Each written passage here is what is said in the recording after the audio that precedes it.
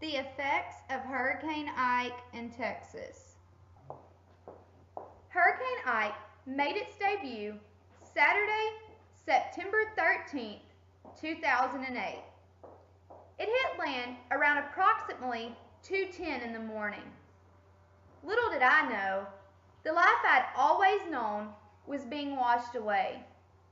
Hurricane Ike caused extensive damage across Texas. The storm hit shore with roaring 110-mile-per-hour winds, with a 22-foot storm surge. Homes across Texas were being smashed and flooded. Trees were being uprooted. Boats were being pushed ashore, and people's lives were even being taken. According to www.fema.gov, the effects of Hurricane Ike didn't end shortly after. It had a long-term effect on families, businesses, and even our United States economy. With hardly any notice at all, families across Texas were given mandatory evacuation orders to move out of dodge of the storm.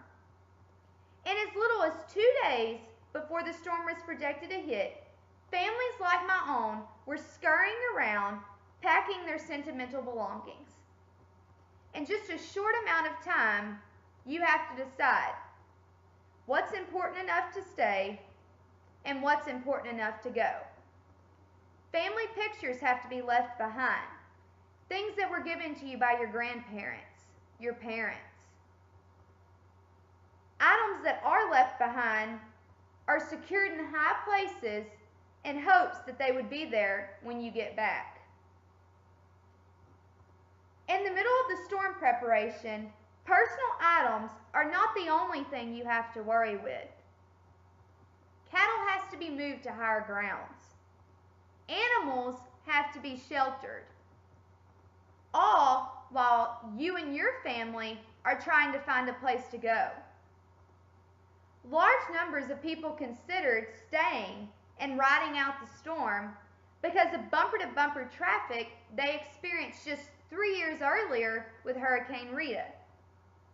After the storm hit, numerous were left wondering if their belongings made it through the storm.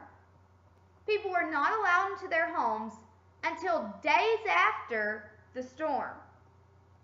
Due to the high waters, the power lines down, and the debris.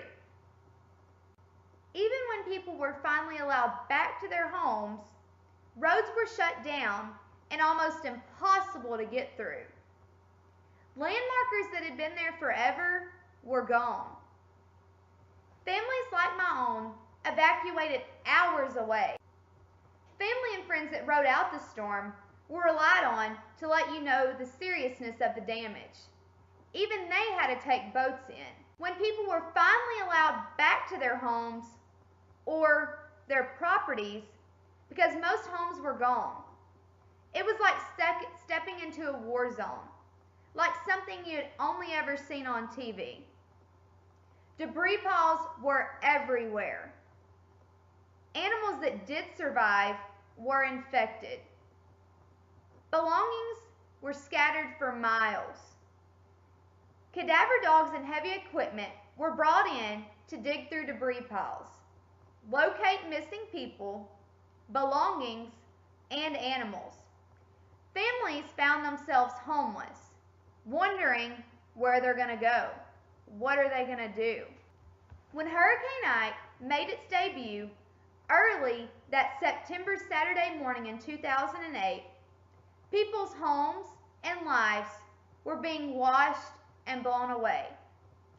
According to Washington Post, Hurricane Ike was the third costliest in American history and one of the worst to ever hit the United States. 7 years later, people are still trying to rebuild their lives back to normal as possible, but the physical and psychological scars are something that will never go away and will never be rebuilt.